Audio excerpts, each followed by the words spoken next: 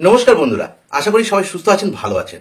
আপনাদের বন্ধু আমি ডক্টর রাজদীপ মন্ডল, আপনাদের চ্যানেল বাংলা হোমিও হেলথের পক্ষ থেকে সবাইকে শুভেচ্ছা জানাই। বন্ধুরা, আপনি বা আপনাদের বাড়িতে যদি কেউ অ্যাস্থমা অর্থাৎ হাঁপানিতে কষ্ট পেয়ে থাকেন, তাহলে এই রকম কন্ডিশনে আপনাদের মনে একটা প্রশ্ন আসতেই থাকে যে এই অবস্থা থেকে কিভাবে নিষ্কৃতি পাওয়া যায়। কারণ আপনারা এরকম অবস্থার জন্য অ্যালোপ্যাথিক ইনহেলার ব্যবহার করছেন, কিন্তু যতক্ষণ ব্যবহার করছেন ততক্ষণই আরাম বোধ করছেন। এর থেকে কিছুতেই আপনি স্থায়ীভাবে বেরিয়ে আসতে পারছেন না।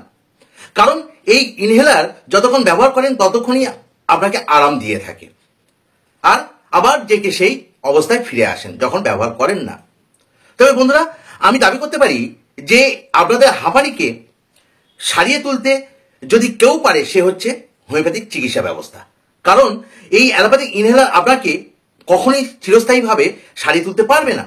তবে অ্যালোপ্যাথিক ইনহেলার আপনাকে ইমার্জেন্সি অবস্থাকে কাটিয়ে তুলতে ব্যাপকভাবে সাহায্য করে থাকে, এ কথা অস্বীকার করার কোনো জায়গায় নেই বন্ধুরা। তাই বন্ধুরা, আজ আমি আপনাদেরকে 3টি হোমিওপ্যাথিক ওষুধের কথা বলবো, যার দ্বারা আপনি আপনার অ্যাস্থমা অর্থাৎ হাঁপানি থেকে নিষ্কৃতি পাবেন। বন্ধুরা, আশা করব এই গুরুত্বপূর্ণ বিষয়টিকে আপনারা স্কিপ না করে সম্পূর্ণ দেখবেন। আর যে সমস্ত বন্ধুরা এখনো পর্যন্ত চ্যানেলটিকে সাবস্ক্রাইব করেননি, সেই সমস্ত বন্ধুদের কাছে একান্তভাবে অনুরোধ, তাড়াতাড়ি চ্যানেলটি সাবস্ক্রাইব করে নিন এবং সেই সঙ্গে বেল আইকন অন করে দিন। আর আজকের আলোচনাটি যদি আপনাদেরকে উপকৃত করে থাকে, আমার কথা যদি আপনাদের ভালো লেগে থাকে, তাহলে অবশ্যই বন্ধুরা একটি লাইক করুন প্লিজ, এবং সেই সাথে কমেন্ট করুন এবং শেয়ার করুন, অনেক অনেক করে শেয়ার করুন, যাতে আপনার রিলেটিভরা এর দ্বারা উপকৃত হতে পারে। চলুন প্রথমে জেনে নিই আমরা এই অ্যাস্থমা অর্থাৎ হাঁপানি কি। এটা অ্যাস্থমা অর্থাৎ হাঁপানি শ্বাসনালীর একটি দীর্ঘস্থায়ী প্রদাহজনিত রোগ, অর্থাৎ শ্বাসপথে বায়ু চলাচলে বাধা সৃষ্টির জন্য শ্বাসকষ্ট। এটা কি বলা হয়ে থাকে এক কথায় হাঁপানি বা অ্যাস্থমা। হাঁপানি কি হয় না, ফুসফুসকে এমনভাবে প্রভাবিত করে যে শ্বাসনালী সরু হয়ে যায়, ফুলে যায় এবং অতিরিক্ত শ্লেষ্মা তৈরি হওয়ার কারণে বায়ু চলাচল আটকে যায়। আর এইভাবে বাতাসকে ভিতরে এবং বাইরে সরানো কঠিন হয়ে যায়, যার ফলে একটা শ্বাসকষ্ট তৈরি হয়। আপনার রক্তে অক্সিজেনের মাত্রা কমে যায়, ঘাটতি দেখা দেয়, তার থেকে কি হয়, শ্বাসকষ্ট দেখা দেয়। এই রোগটি শৈশবে মেয়েদের তুলনায় ছেলেদের বেশি অ্যাটাক করে থাকে, কিন্তু অ্যাডাল্ট অবস্থাতে ঠিক উল্টোটা হয়ে থাকে, মেয়েরা বেশি ছেলেদের তুলনায় আক্রান্ত হয়ে থাকে। তা চলুন বন্ধুরা, এবার আমরা জেনে নিই যে এই হাঁপানি হলে কি কি উপসর্গ দেখা দিয়ে থাকে। এই হাঁপানির জন্য যে সমস্ত উপসর্গ দেখা দেয় সেগুলো কিন্তু ম্যান টু ম্যান ভ্যারি করে থাকে, প্রত্যেকের ক্ষেত্রে কিন্তু একই হয় না, কিন্তু কিছু কমন লক্ষণ কিন্তু পাওয়া যায়, সেগুলো একটু জেনে নেব। সেগুলো কি না, আপনার চেস্টে একটা হুইজিং সাউন্ড হবে, ব্যায়াম করার সময় দুর্বলতা লাগবে, ক্লান্তি লাগবে, সবসময় একটা ক্লান্তি বোধ, তার থেকে মেজাজটা খিটখিটে হয়ে যাবে, হাঁচি হবে, মাথা ব্যথা হবে, কাশি, গলা ব্যথা, নাক দিয়ে জল পড়ার মতো সমস্যা, নাক বন্ধ হয়ে যাওয়ার মতো সমস্যা দেখা দিয়ে থাকে। এছাড়া বুকে ব্যথা হয়, বুকে একটা চাপ বোধ হয়ে থাকে, বুকটা যেন শক্ত হয়ে আছে এরকম একটা অনুভূতি হয়ে থাকে, শ্বাসকষ্ট হয় এবং সামান্য নড়াচড়া করলেই, সামান্য একটু পরিশ্রম করলেই প্রচণ্ড শ্বাসকষ্টের অনুভূতি হয়ে থাকে। আর এর সঙ্গে যে কাশিটা হয়, সেই কাশিটা বিশেষ করে রাত্রে বেড়ে থাকে, আর তার সঙ্গে কি হয়, ঘুমের একটা সমস্যা দেখা দিয়ে থাকে, ঘুম কম হয়ে থাকে। চলুন এবার জেনে নেওয়া যাক হাঁপানির কারণ কি, কি কারণে এই হাঁপানি অর্থাৎ অ্যাস্থমা দেখা দিয়ে থাকে। অ্যাস্থমা অর্থাৎ হাঁপানি বিভিন্ন কারণের দ্বারা ট্রিগার হতে পারে, যার মধ্যে হচ্ছে কি না, অ্যালার্জেন্স, যেমন ধুলো, মাইট, ডাস্ট মাইট যেটা বলা হয়, সেই ডাস্ট মাইট, পরাগ রেণু, ফুলের পরাগ রেণু, পোষা প্রাণীর লোম ইত্যাদি। এছাড়া আছে কি শ্বাসযন্ত্রের সংক্রমণ, যদি সেখানে কোনো ইনফেকশন হয়ে থাকে শ্বাসনালীতে, শ্বাসযন্ত্র যেটা রেসপিরেটরি ট্র্যাক আছে সেখানে যদি কোনো ইনফেকশন হয় তার কারণে। বিরক্তিকর গন্ধ, যেমন হচ্ছে তামাকের গন্ধ, ধোঁয়ার গন্ধ, দূষণ, তীব্র গন্ধ, তার দ্বারা হয়ে থাকে। অত্যাধিক ব্যায়াম করলে তার থেকে হয়ে থাকে, ঠান্ডা বাতাস লাগলে তার থেকে হয়ে থাকে। এছাড়া যদি একজন ব্যক্তির বাবা বা মা কিংবা উভয়ই যদি এই অ্যাস্থমাতে আক্রান্ত হয়ে থাকেন, তাহলে তার পরবর্তী জেনারেশনের এই অ্যাস্থমা হওয়ার ঝুঁকি কিন্তু থেকে থাকে। এছাড়া আছে কিছু ওষুধ, যেমন অ্যাসপিরিন, বিটা ব্লকার, নেপোক্সেন, আইব্রুফেন, এই জাতীয় ওষুধের জন্যেও কিন্তু শ্বাসকষ্ট হয়ে থাকে। আর এছাড়া আছে আবেগ, অর্থাৎ হাসি, কান্না, মানসিক চাপ, উদ্বেগ, এই সমস্ত কারণগুলো ট্রিগার করে থাকে আপনার অ্যাস্থমা বা হাঁপানি হওয়াকে। তো বন্ধুরা, এবার আমরা জেনে নিই এই অ্যাস্থমা অর্থাৎ হাঁপানিকে এই সমস্যা থেকে নিষ্কৃতি পাওয়ার জন্য কোন কোন হোমিওপ্যাথিক ওষুধ ব্যবহার করতে হবে। এর জন্য আপনাকে 3টি হোমিওপ্যাথিক মাদার টিংচারের একটা কম্বিনেশন ব্যবহার করতে হবে। এই কম্বিনেশনের জন্য যে মেডিসিনগুলো ব্যবহার করা হয়, অনেক মেডিসিন আছে, কিন্তু বন্ধুরা আমি প্র্যাকটিক্যালি যেগুলো দিয়ে কাজ পেয়েছি, যে কম্বিনেশনটার দ্বারা কাজ পেয়েছি, সেটাই আপনাদের সাথে শেয়ার করছি।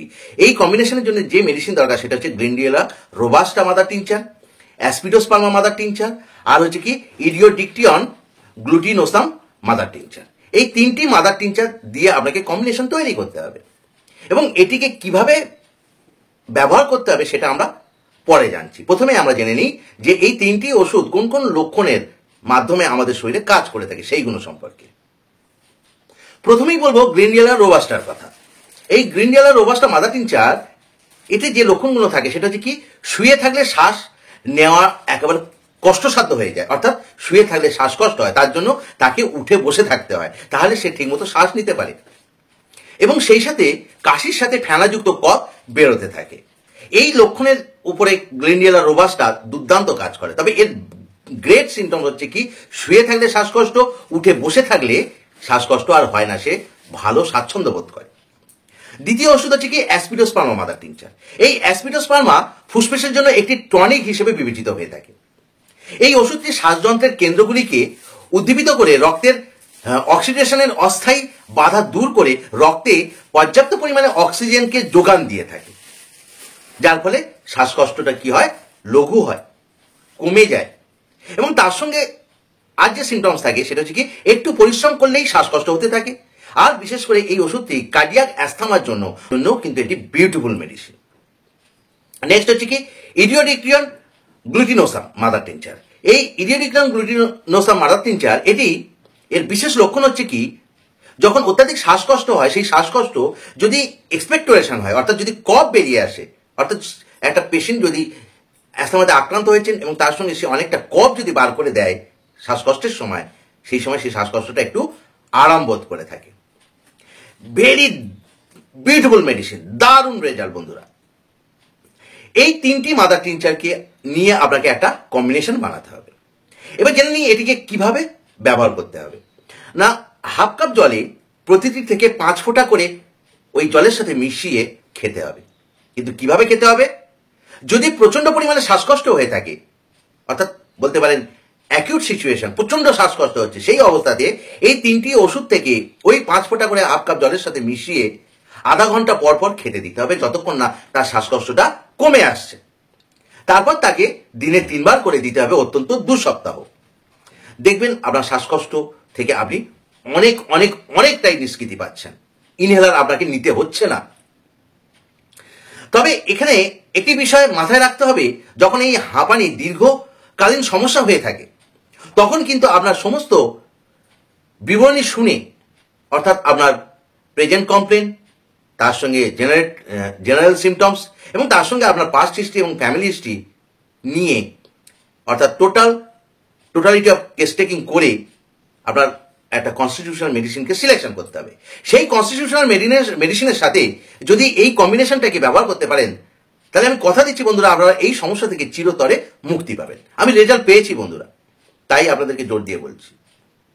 এবারে এমন একটি ওষুধের কথা বলবো বন্ধুরা, যেটি এই হাঁপানির আক্রমণের সময়, অর্থাৎ অ্যাস্থমা অ্যাটাকের সময় এই কম্বিনেশনটি ব্যবহার করার আগে যদি সেই ওষুধটির একটি ডোজ দিতে পারেন, তাহলে এই কষ্ট, অর্থাৎ এই অ্যাস্থমার কষ্টটা অনেক লঘু হয়ে যায় এবং তার থেকে আপনি খুব দ্রুত বেরিয়ে আসতে পারবেন।